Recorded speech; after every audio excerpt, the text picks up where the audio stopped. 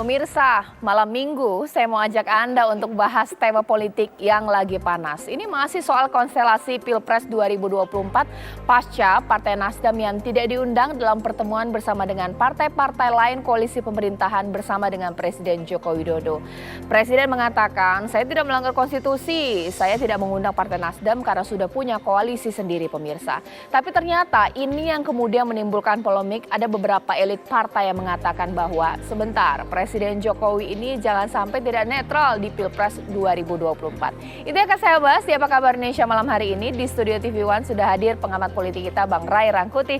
Selamat malam Bang Ray. Malam. Dan juga mewakili PKS di sini Bang Mardhani Alisera yang nanti mau saya tanya-tanya siapa sih yang tidak netral.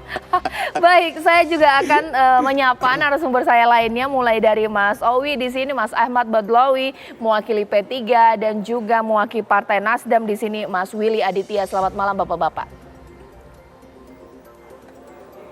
Ya, saya mau cek dulu ya sambungan saya dengan dua elit partai kita. Baik, Mas Willy Aditya dan juga Mas Ahmad Badlawi. Wah, sudah cakep ini tampilannya, dua di sini, dua di luar. Tapi sebelumnya pemirsa, supaya tidak ada misinformasi dan juga miskomunikasi untuk kita, sebenarnya apa sih akar permasalahan? Pastinya adalah pertemuan antara ketum partai politik bersama dengan Presiden Joko Widodo, tapi tanpa Partai Nasdem. Ini dia. Bukan Puan itu.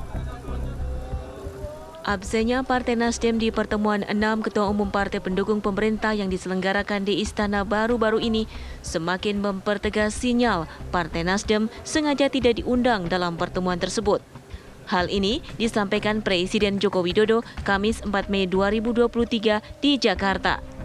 Jokowi mengungkapkan Nasdem saat ini sudah memiliki koalisi sendiri untuk Pilpres 2024. Ya memang tidak diundang. Kenapa Pak? Ini Nasdem itu ya, kita harus bicara apa adanya ya. Kan sudah memiliki koalisi sendiri. Dan ini gabungan partai yang kemarin berkumpul, itu kan juga ingin membangun kerjasama politik yang lain. Mestinya ini kan memiliki strategi besarnya apa? Ya masa yang di sini tahu strateginya, kan mestinya tidak seperti itu. Jadi wajar-wajar dalam politik itu wajar-wajar saja, biasa. Dan saya itu adalah pejabat publik sekaligus pejabat politik. Jadi biasa kalau saya berbicara politik ya boleh dong,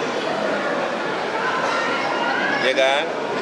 Saya berbicara berkaitan dengan pelayanan publik juga bisa dong. Memang itu tugas. Banyak hal dibicarakan. Sementara Ketua Umum Partai Nasdem Surya Paloh mengaku merasa ditinggalkan Jokowi karena tak dilibatkan dalam pertemuan ketum parpol di Istana Merdeka. Ya saya bisa pahamin itu, pasti Pak Jokowi menempatkan positioning beliau barangkali sebagai pemimpin koalisi partai-partai pemerintahan ya. Nah, dan beliau tidak menganggap lagi Nasdem ini di dalam koalisi pemerintahan untuk sementara ya. Tapi pemerintahan Nasdem sendiri di pemerintahan? Tetap gitu. Seperti diketahui, hubungan Jokowi dan Surya Paloh mulai merenggang pasca pencalonan Anies Baswedan sebagai Capres 2024. Partai Nasdem sendiri telah bergabung dengan Koalisi Perubahan untuk Persatuan atau KPP yang berisikan dua parpol oposisi pemerintah, Partai Demokrat dan Partai Keadilan Sejahtera atau PKS. Di sisi lain, 6 parpol juga ingin membentuk koalisi lain untuk hal yang sama.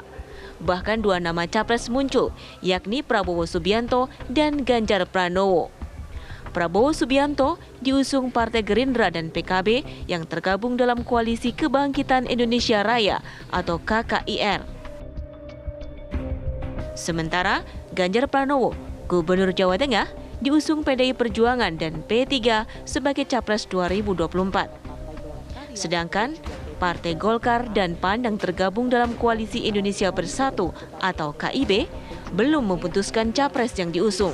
Juga PKB begitu. Munculnya beberapa koalisi pengusung capres semakin menghangatkan peta politik jelang Pilpres 2024. Lantas, bagaimana dinamika politik ke depan mengingat Anies Baswedan yang diusung Koalisi Perubahan mendapat perlawanan kuat dari kubu koalisi partai pendukung pemerintah? Bagaimana realitas politik sikap Jokowi yang mengabaikan Nasdem dalam pertemuan sejumlah partai pendukung pemerintah? Tim TV One mengabarkan. Kalau ada yang mengatakan situasi perpolitikan saat ini masih adem-adem saja, dengan dua statement tadi, apakah kita bisa mengatakan bahwa situasi memang masih adem-adem saja? Ada yang beranggapan bahwa statement tadi sudah sangat-sangat strong statement dari Presiden Joko Widodo, jelas-jelas mengatakan tidak mengundang. Sementara dari Partai Nasdem seakan-akan Presiden sudah tidak menganggap lagi Partai Nasdem. Itu yang akan saya tanyakan mungkin pertama kali ke Mas Willy Aditya. Apa yang disampaikan oleh Pak Surya Paloh sebenarnya ini tepat atau berlebihan? Hanya karena tidak diundang, Nasdem sudah tidak dianggap, Mas Willy? Ya, tidak ada yang berlebihan dari statement Pak Surya, Caca. Tentu ini tidak diundang dengan sangat jelas bahwasanya sudah memiliki koalisi sendiri, itu yang disampaikan oleh Presiden Jokowi. Tentu dalam hal ini Pak Surya pernah mengingatkan tamparan seorang sahabat jauh lebih mulia ketimbang ciuman seorang pengkhianat. Ini yang harus jelas kita letakkan, Caca, bahwasanya posisi Nasdem adalah partai yang melahirkan Jokowi 2 periode. Dari periode pertama Jokowi JK, periode kedua Jokowi Maruf Amin, itu adalah baby-nya Nasdem. Maka dalam konteks ini Nasdem sangat mencincang bau memikul. Apa moral obligation dari Partai Nasdem adalah menuntaskan pemerintahan. Sementara pada sisi yang lain, partai-partai ini memiliki tugas konstitusional untuk melakukan kandidasi capres. Dan kami sudah melihat untuk 2024 itu adalah yang paling pas memimpin Indonesia adalah Anies Baswedan sebagai figur yang merepresentasikan perubahan dan bisa menjawab tantangan zaman kita ke depan. Maka itu dua hal yang berbeda. Nah, tentu dalam hal ini kita harus menjadi orang-orang yang memiliki etik, moral, konstitusional dan bisa memisahkan antara kepentingan koalisi dan kepentingan pemerintahan dan negara bangsa. Kita juga berharap dalam konteks ini pemilu yang akan dilaksanakan itu secara jujur adil, tidak terjadi abuse of power, di mana kemudian itu adalah ranahnya partai politik yang dalam memajukan kandidat-kandidatnya. Nah, dalam hal ini kita sama-sama saling mengingatkan, saling menjaga, itu yang disampaikan pesan oleh Pak Surya kepada kita semua. Baik, sekarang saya ke Bang Masinton. Bang Masinton, bagaimana ini?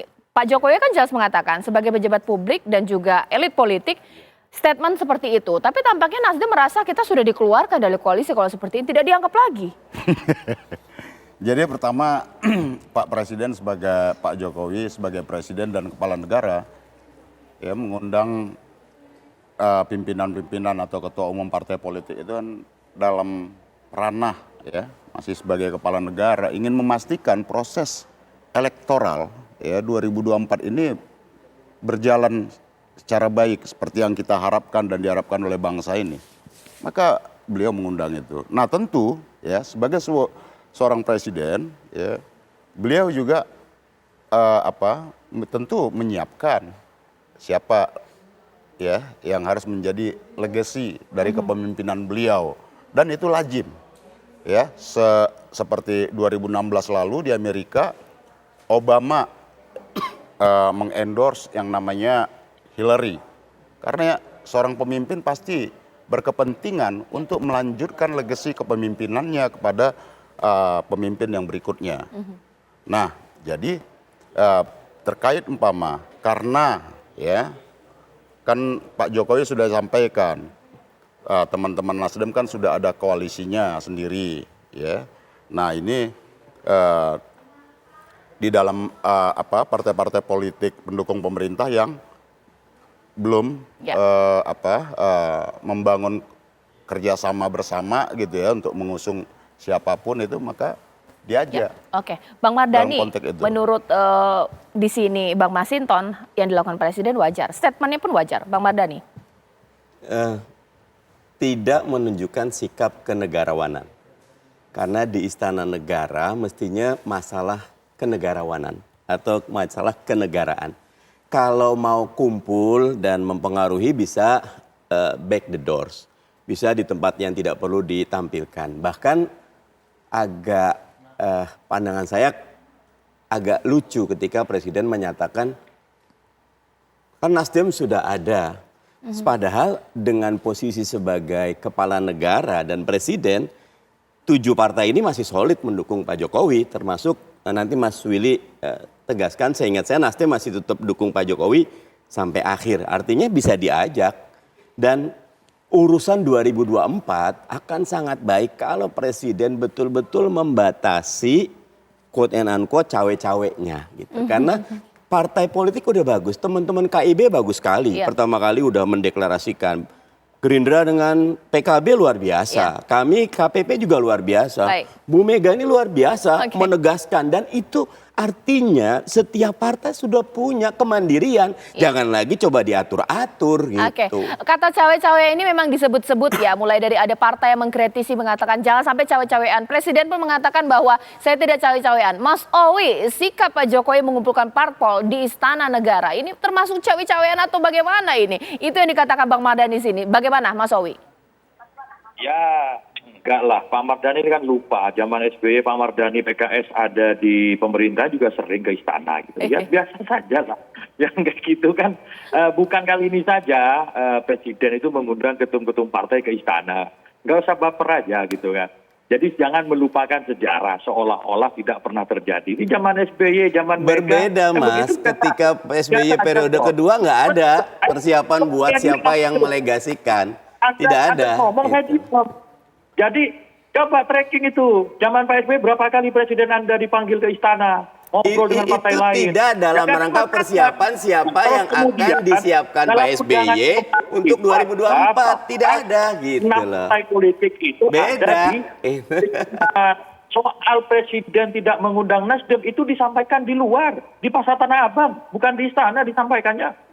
Nah, di dalam itu bicara apa yang disampaikan oleh Pak Erlangga, disampaikan oleh Pak Prabowo, ya itu pembicaraan. Kalau kemudian publik menerka-nerka bahwa di situ ada pembicaraan di 2024 dan seterusnya, itu bukan menjadi pokok pembahasan.